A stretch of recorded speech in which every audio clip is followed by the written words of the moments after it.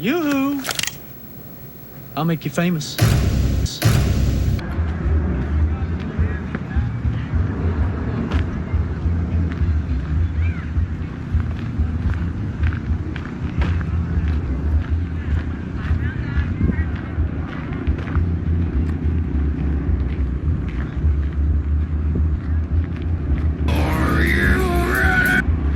Yeah, I'm ready.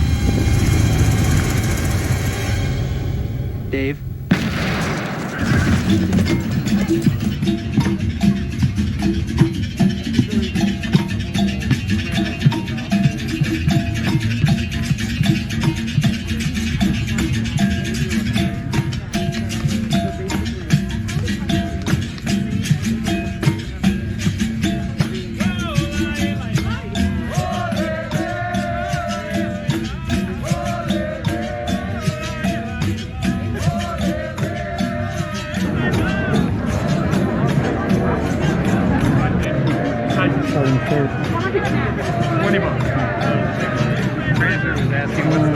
There's a lot of people here.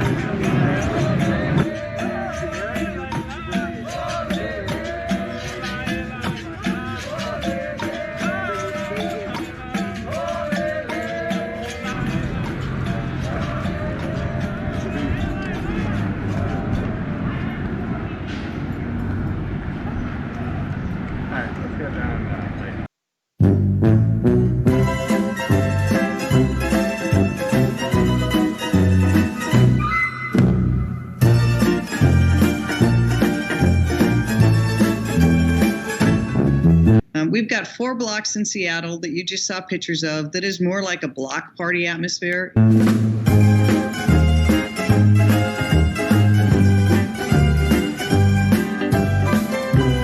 We have block parties and the like in this part of Seattle all the time. It's known for that.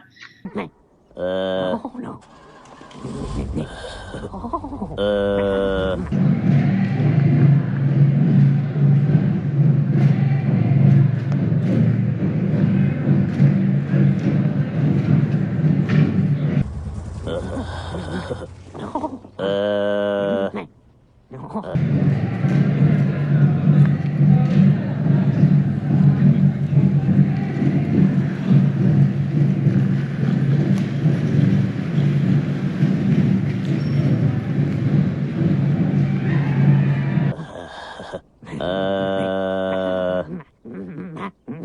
Whoa.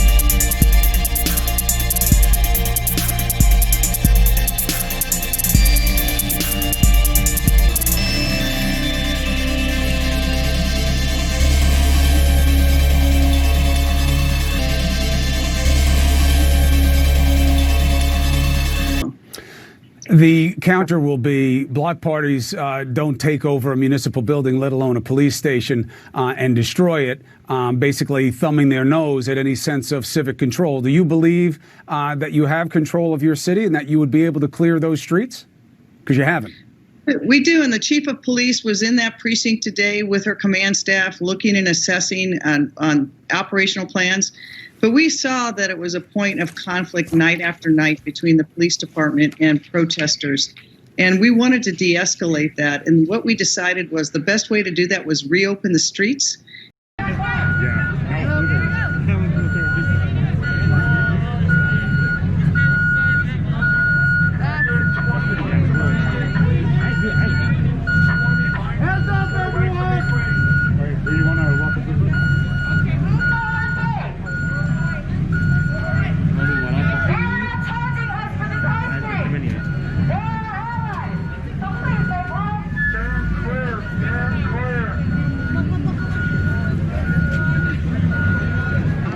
Because nothing says revolution like free Ben & Jerry's ice cream. Pretty cool.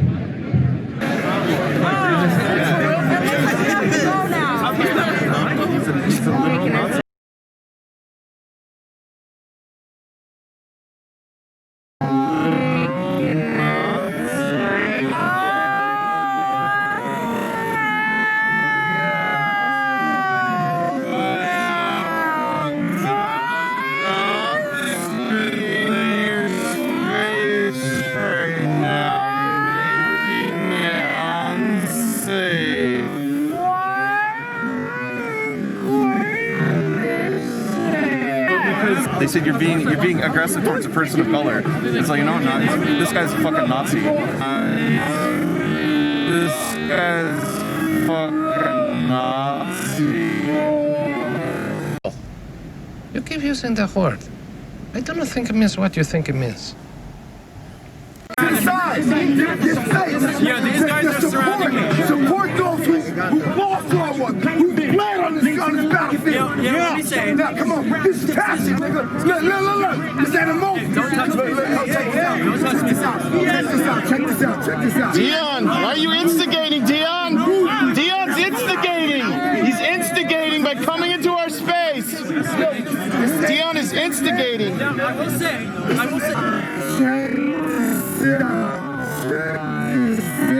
Dion, are you instigating, Dion? Dion's instigating.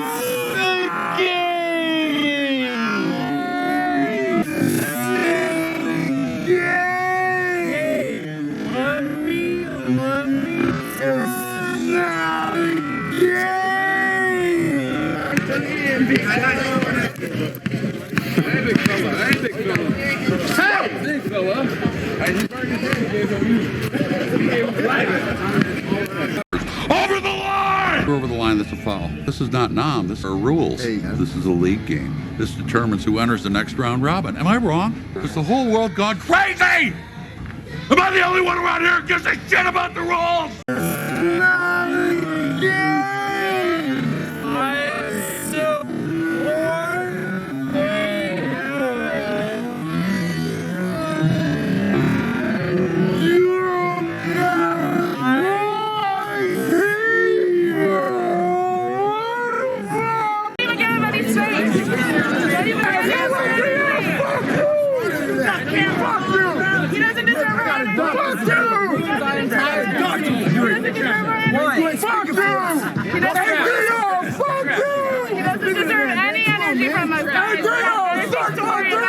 You're escalating, Dion. Why are you escalating? You say it again.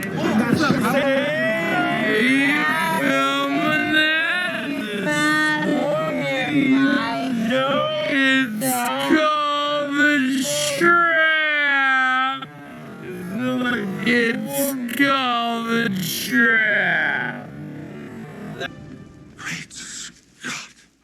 It's become clear to me that as this kind of goes on, that like communities who care about each other keep each other safe. And this is a community who cares about each other. We're centered on a lot of the same intentions. And so I think when you have people who are just like caring about one another and care for the well-being, there are always going to be people who are going to step up to keep each other safe. So, you know, maybe And then in the situation of a robbery, I've never been in that situation. I'm a privileged white woman. I've never had someone break into my house, but I've heard that it takes like the police like a long time to get there, and they often say they can't do anything until like after the fact. The people nearby respond quicker, and people just don't, especially people of color, don't trust the police's response. And so I honestly, as a white woman, felt a little bit unsafe with the police leaving, but I feel like that's my privilege. And then if I'm in this community together with people of color, I want to make sure everyone feels safe. And that's why I am opening up my perspective to defunding the police. I can't say I was always behind it, but I'm like learning a lot. And that's what I'm here doing at CHAZ, is learning and feeling and listening. But I just come from a place of like extreme privilege. I've never been in many situations where I had to call the police. So I'm learning and listening to other people's experiences, and that's what I've heard.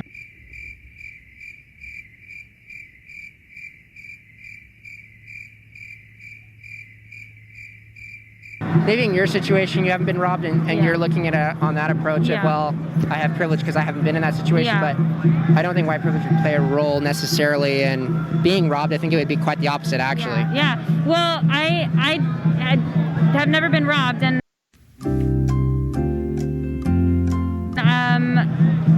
a lot of people in my neighborhood growing up haven't been robbed.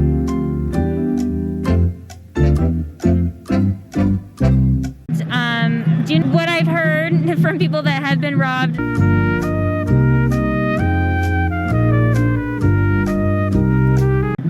And I don't have statistics, but just that the police have said they can't do anything in that situation. Like that they get there, they don't get there fast enough.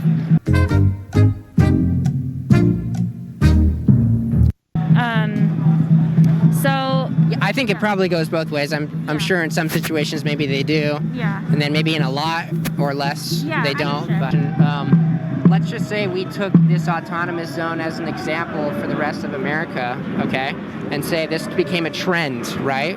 A lot of people like to follow trends. It's part of why a lot of people, in fact, are out here. A lot of people really do care, and they care about systemic racism and oppression. They want to be out here to advocate for that. But a lot of people also do it because everybody's doing it.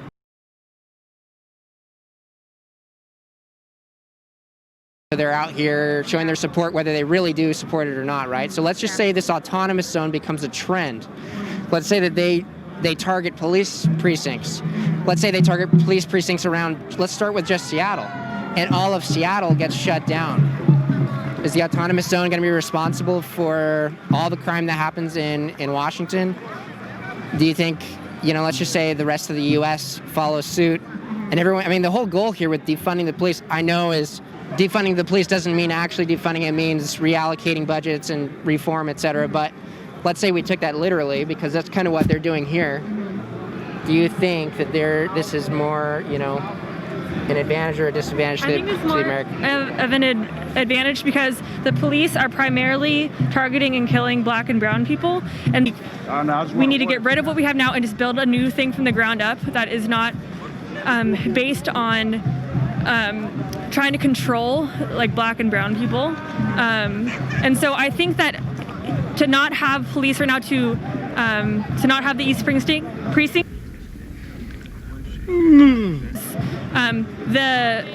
the cost maybe of not having them for like a couple weeks is sufficient, because it means that all the black and brown lives that we're going to save from replacing it is 100% worth it, because black lives matter and they are just as important as white lives. 2 hours later. What's happening now is not working. We need something that makes everybody feel safe, not just the police. And the word police is such a terrifying and oppressive word to a lot of people, and so I do think that it needs to have a new name. It's not oppressive to me because, again, I feel like I'm being protected by them, but to black and brown people, the police, I mean, there's so many rap songs like about it, and people who don't trust the police. Your hype, your words get someone else's actions. Yeah, you're right, he's fucked up. I'ma get him. No, that's how we got the pushback on the line. Right. Yeah, you're right, he's fucked up. I'ma get him. No, that's how we got the pushback on the line. Yeah, you're right, he's fucked up. I'm get him.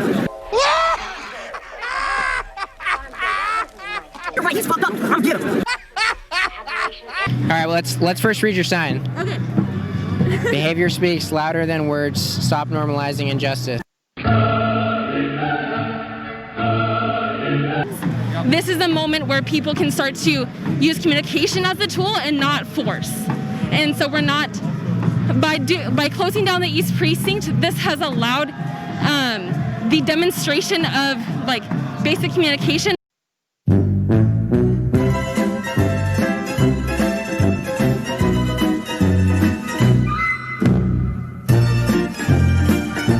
Over the use of the need for like barriers and force. Thank you. And so this is they need their basic rights being met, and they need to be able to have a platform in which they can speak. And so these are the things that we have noticed. There are artists just giving, like, promoting themselves. There are people here wanting to give to the community, and they're here food for free. Yeah. And there's people around here who are literally starving. So that, shut up, dumbass. Sorry. Go ahead. I think the next steps are to create a committee to then move forward with the needs. So this committee then has like a way to intake the actual physical needs by numbers, so that they can quantify. There needs to be so like. They need some leadership, is what you're saying. I don't want no. I would say yes. The Ozark needs leadership. No. Shut up, dumbass. But the Black Lives Matter. Not Ozark. No. CHAZ. CHAZ. That's the one. I'm not saying that it needs leadership, but it needs organization. Yeah. And that could be by committee or anything. Yeah. Absolutely, but what ultimately needs to happen is people who have been in charge need to listen, because they have given up their leadership, and so this is what needs to happen is people now need to step up and say, like, these are the things that are being produced and that we're allowing, not by just someone saying this is what we need, but this is what has shown. What do you think the autonomous zone is trying to accomplish? Like, what's the big picture for the autonomous zone here? I mean, honestly, this is just a place to learn.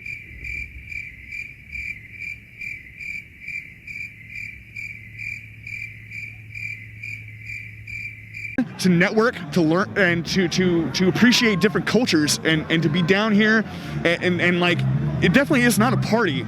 This is like a place to where we're here to celebrate all cultures.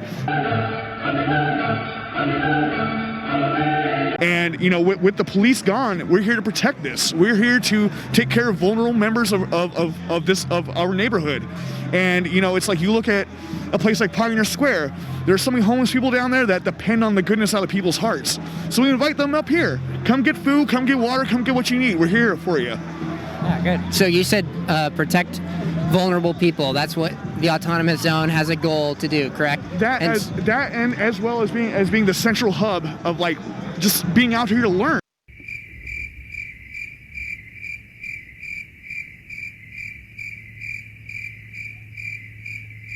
Say a lot of things do happen while this is abolished, and police aren't getting here in time to help out with certain situations. Well, I mean, we would have to look at the statistics of the last few days that this has been around. I mean, how many murders do we know that have happened between now and when we first started this?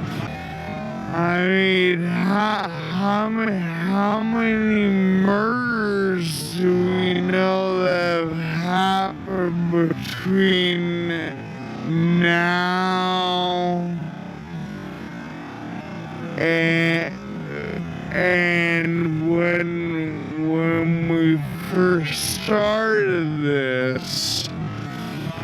There are people who've lived up here for 15, 20 years, their entire lives, who feel more safe now than they ever have. I mean, that DB case, I encourage anybody, don't call the cops, call your fucking homies to come deal with it, because they'll deal with it, I think, a little bit more smarter. Yeah, the truth is, we're gonna need them. The truth is, we're gonna need the cops. You know, like when real shit goes down, I ain't talking about people fighting and disagreeing. We need the police. When people start, like, shooting and shit like that, when people are starting to get robbed and shit, like, you can't call on people in CHAZ to come save you. You know what I'm saying? For real. Like, let's call it what it is, bro. You can't call nobody in CHAZ to come save you. Like, they're not going to get in their cars. They're not going to get in their cars, come into a certain address to come save you. I'm not even sure if anybody in CHAZ even got a fucking cell phone.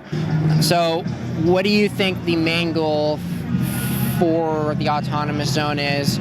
And do you think so far since you've been here it's been more positive or negative? Well, this is the first time I've ever been here. Like, we got here maybe like 20 minutes ago, and like we've only just seen it a couple times on social media and whatnot. A sphincter says what? A sphincter says what? Whatnot. Exactly. Yeah. The thing that I've come to realize is that there are a lot of things, like you brought up, like rape and domestic violence, that I don't personally think the police are the best suited to handle. You know? Who do you think would be? I mean, there are, you know, people who are experienced in like mental health and right, who, you know, are specifically trained to handle those kinds of situations. There are a lot of things that are handled by the police that there are other people better suited for, better trained to take care of.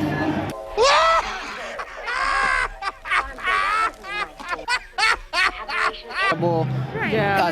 I think that's what it should be about, is community leadership. And, you know, if you're protecting the community, then shouldn't the community have a say in how they're protected?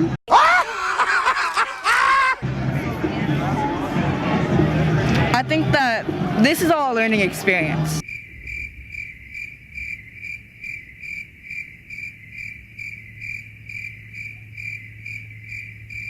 Right, so, you know, as we go on with this, and, you know, we'll hit those roads when we get there, and we'll figure out what's best and what's worst.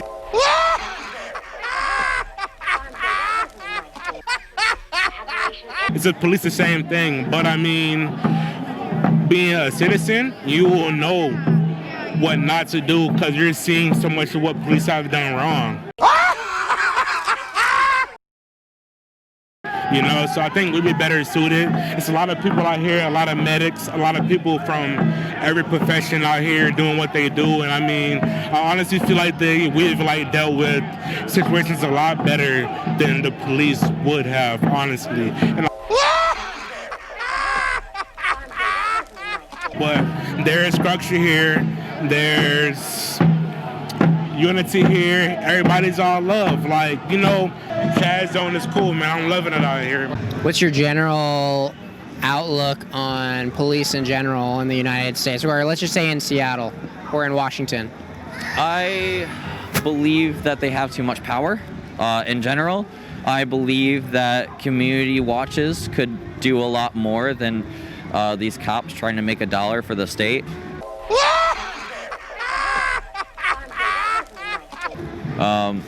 And what do you think? All right, so there's a lot of people here that believe a lot of different things about the police. I'm on like the whole abolitionist side of things, but like, you know, wherever it goes, we're just here to like be in support of it and shit. Oh no.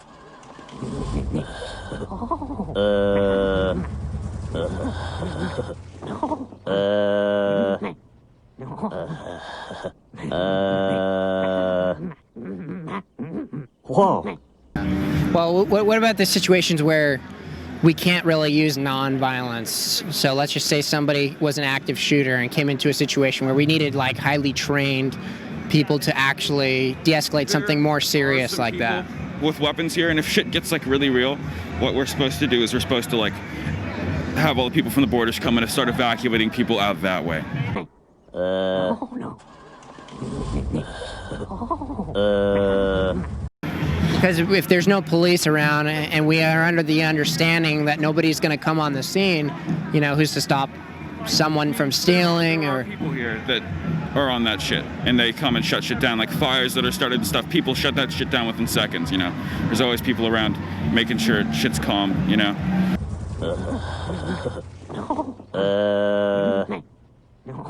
Okay. If someone came in with a gun or something, yeah, there's people that have guns here that I'm sure would stay and like try and stop them, but we just try and get as many people out of here as possible. If like a bunch of people just came in here with guns and started shooting.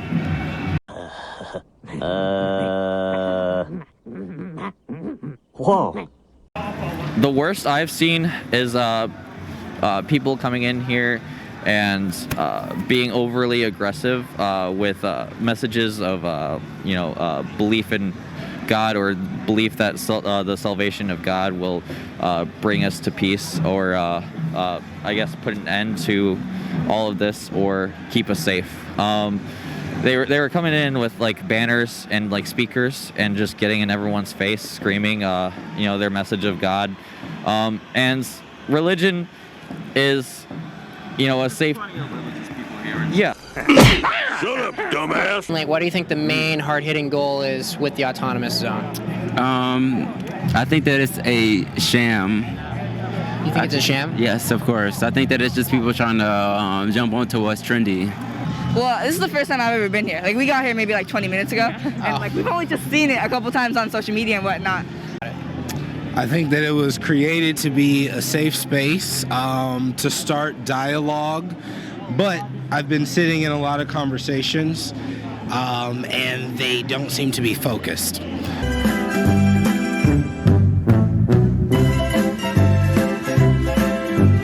So you think a lot of people are more confused than anything? I think a lot of people are confused, and that's okay, that's understandable, but it's not understandable. So I think there's good intentions, but I do think a lot of the conversations are misguided, which is where I think he was coming from.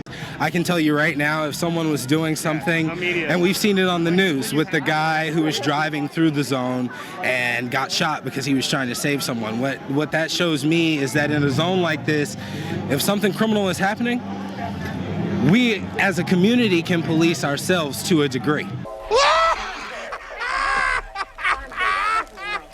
Now, we may not be emboldened and licensed with the firearms and the escalation measures, but we still, as a community within this zone, will step up and we will act where it's needed to police ourselves. It's not an armed takeover.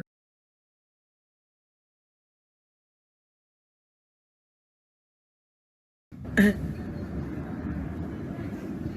if they arrest me, you got my bond?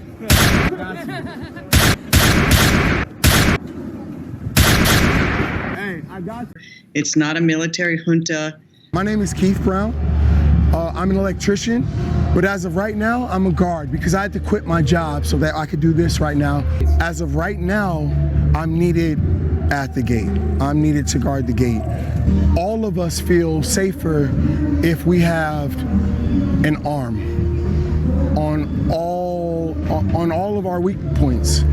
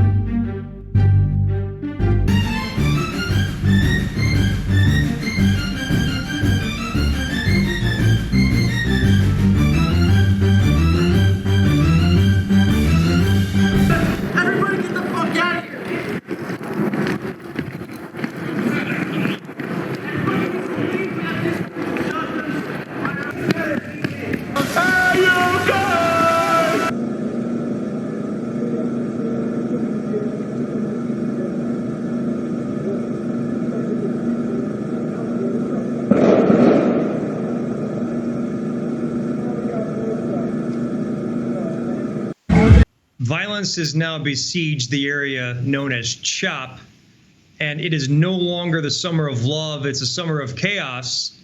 And early this morning, that violence was raw and real, where one of our community members lost their life, and police are still not allowed into that area, and we're prevented to providing that police service to the area to locate victims and or render aid. Mike, very troubling what's so you're going saying on. we've got one person killed, potentially others injured. We don't know. We don't know what the incident was. But the Seattle Police Department cannot go in and has not confirmed. That is correct. How can that stand in America? It can't stand in America. And this is a direct result of city leadership, elected officials failing the reasonable community of Seattle to enforce the rule of law. And this just isn't the area occupied in a 6-block zone where police are still forbidden and still don't have their East Precinct. This is now impacting our entire city. And last night as well, the flagship precinct, the West Precinct downtown, was defaced with anti-police graffiti. And again, we're left wondering what's next. And now our elected officials have removed our ability to have less lethal chemical munitions that are effective for us to disperse unruly, violent crowds. I guess this is a real life or death situation here, everybody. To protect those police facilities, let alone ourselves. So we're in a very, very troubling time in Seattle, and it's deeply concerning that everybody across this country needs to be aware of what's going on in Seattle. Or whoever's on down there, the victim is left. The police have entered the zone. The police have entered the zone. The weapons are out. The police had entered the zone, saying that they came to extract the victim, and so it very well could be the Seattle police mustered their forces outside of the zone until they had the appropriate manpower to come into the zone. That's not fine. That's not good. That's not good.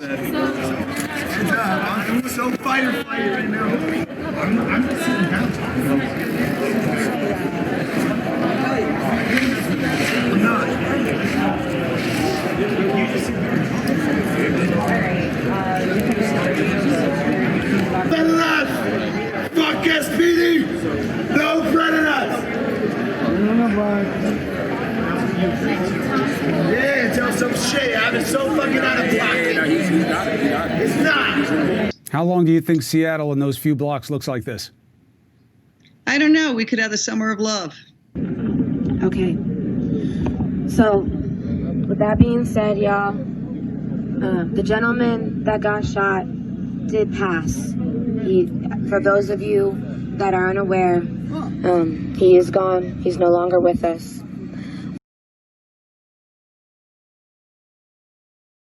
More shots fired, more shots fired, more shots fired, more shots fired. Breaking news in the so-called Capitol Hill organized protest zone. There has been another shooting. Video in of the Jeep that was found covered in bullet holes near the CHOP zone. You can see it here driving erratically on the field of Cal Anderson Park, where people had been gathered not long before that. One woman who was live streaming at the time says someone in that car tried to shoot at her. She says one of those shooters was shot by CHOP security, but again, no suspects have been identified at this time. Security, eyes up! We're looking for a stolen Jeep! Multiple shots fired! Don't know if there's any victims! Couple of multiple cars shooting from the north side!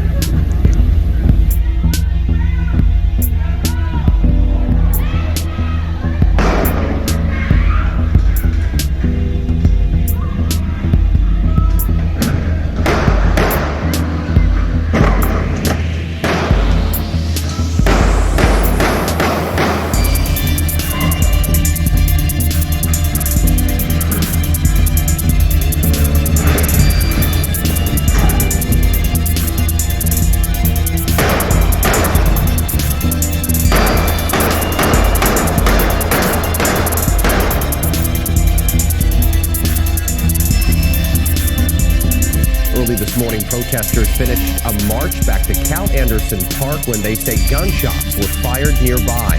Several protesters were live streaming at the time, and you could hear gunshots and see the bullet holes in this vehicle here on your screen as well. We've got some breaking news to tell you about that we're following right near the CHOP zone in Seattle. That's where another shooting happened just a short time ago. Let's check in now with Callie Greenberg, live at the corner of 11th and John Street. So, Callie, what are you learning about what happened there? So we're about 1 block north of Cal Anderson Park, and what happened here is we're hearing that a man was taken to the hospital with a gunshot wound. Now, the significance of this location, John Street and 11th, this is where that victim was able to meet with first responders.